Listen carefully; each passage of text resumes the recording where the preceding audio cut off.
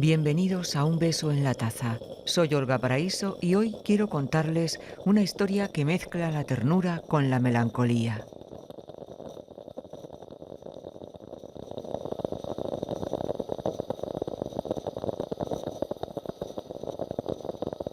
Una historia que quizás no sucedió tal como se cuenta, pero que de algún modo es más verdadera que cualquier documento.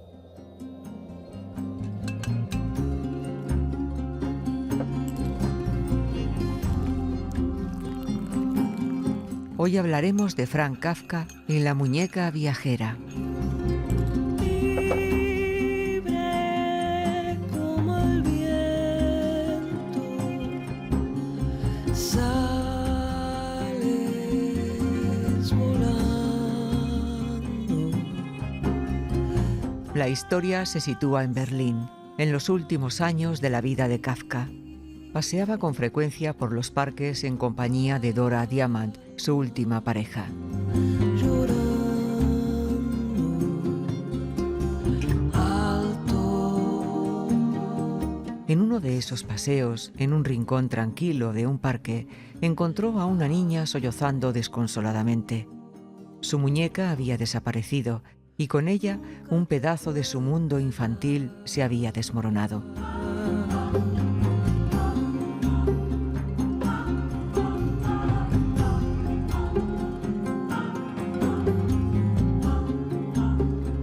Kafka, observador de los sentimientos humanos hasta sus más ínfimos detalles, sintió la pena de la pequeña como si fuera suya. Y entonces, en un acto de improvisación y ternura, decidió cambiar el destino de aquella pérdida.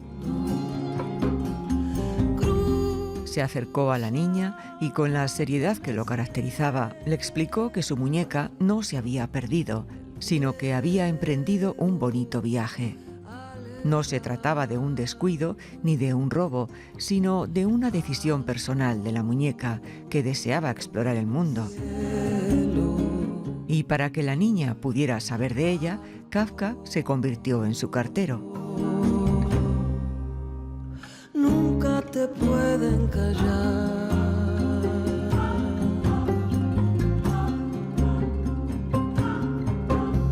Al día siguiente le entregó una carta escrita de puño y letra, en la que la muñeca explicaba su marcha y prometía enviar noticias de sus aventuras. Libertad.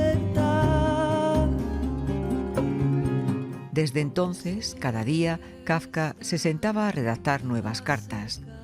En ellas, la muñeca, a quien llamó Brígida, hablaba sobre los lugares que visitaba, las personas que conocía y las maravillas que descubría. Vas a lograr. Viajó por el desierto del Sáhara en una caravana de camellos. Exploró la India, recorrió la Gran Muralla China, nadó en el Mar Muerto y escaló las cumbres del Himalaya. Nunca te pueden callar. En sus misivas descubría con minucioso detalle cada paisaje, cada emoción y cada instante de su odisea. El compromiso de Kafka con esta historia no era menor que el que ponía en sus propios escritos. Buscaba sellos usados en tiendas de filatelia para dar más credibilidad a las cartas. Conseguía papel especial y cuidaba cada palabra para que la niña no dudara ni un momento de la veracidad de sus relatos.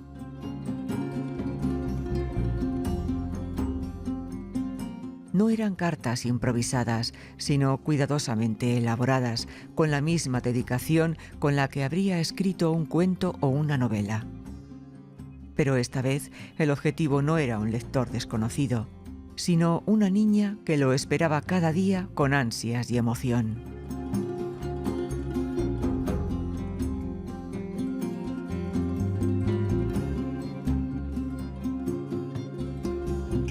Las cartas se prolongaron por 2 semanas. En cada una, Brígida se mostraba más madura, más segura de sí misma, más consciente de su lugar en el mundo.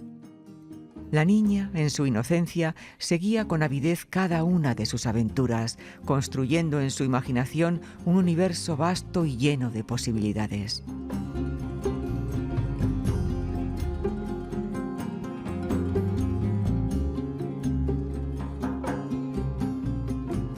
El dolor de la pérdida había quedado atrás, reemplazado por la fascinación de seguir el viaje de su amiga de trapo.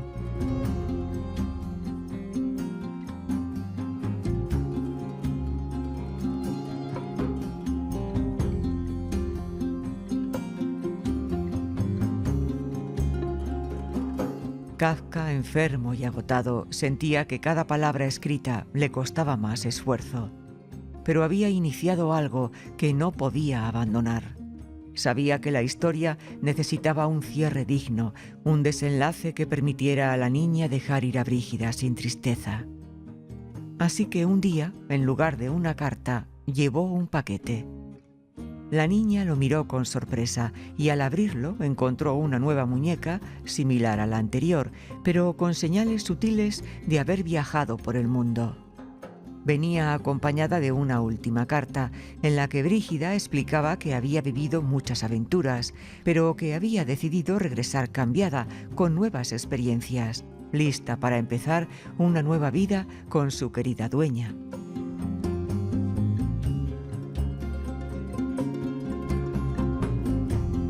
El rostro de la niña se iluminó. La historia estaba completa. No era la misma muñeca que había perdido, pero de algún modo lo era. Su amiga había vuelto con historias que contar, con vivencias que compartir. Y con ello Kafka le había dado una lección sobre la vida, sobre la capacidad de imaginar un mundo en el que las pérdidas pueden convertirse en nuevas oportunidades.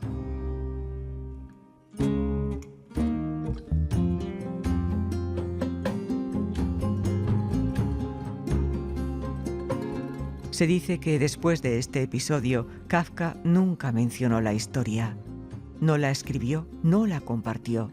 Solo Dora Diamant la recordó y la contó años después, cuando ya el escritor había fallecido. ¿Fue real? ¿Fue un relato que con el tiempo se transformó en leyenda?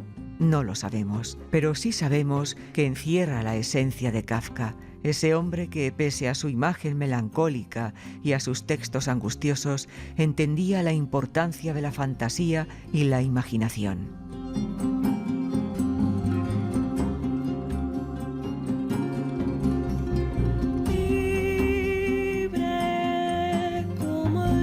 Hoy esta historia sigue conmoviendo a quienes la escuchan. Me recuerda que las palabras pueden sanar, que la empatía puede transformar el dolor en aventura, que la creatividad puede convertir la tristeza en una historia hermosa.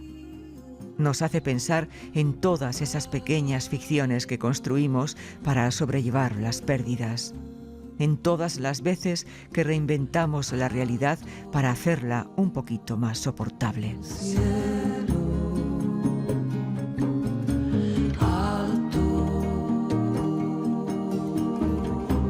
Y así, en aquella mañana de otoño, la historia de la muñeca y Elsie encontró su propio desenlace, o tal vez solo un nuevo comienzo.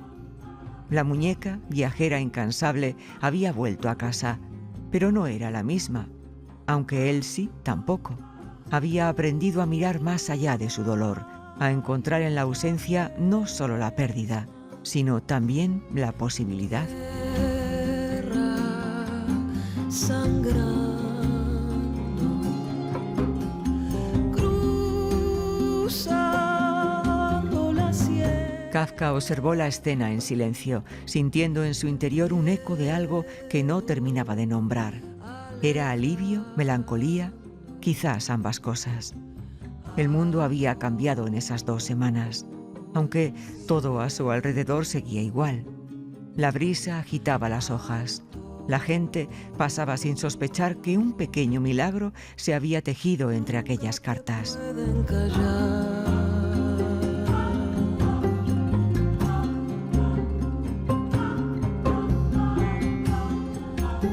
Y en algún lugar, en una estación lejana, un tren imaginario seguía su curso.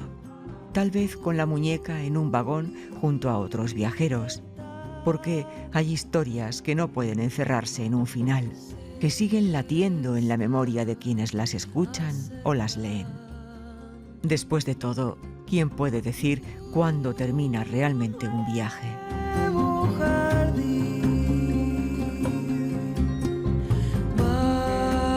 Nos escuchamos muy pronto, aquí, en Un beso en la taza. Alto en el cielo,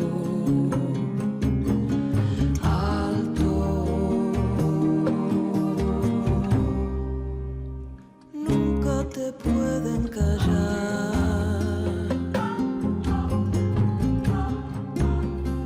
nunca te pueden callar.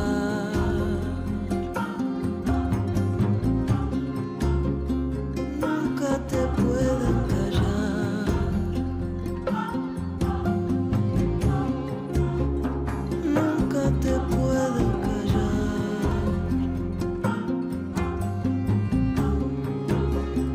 Nunca te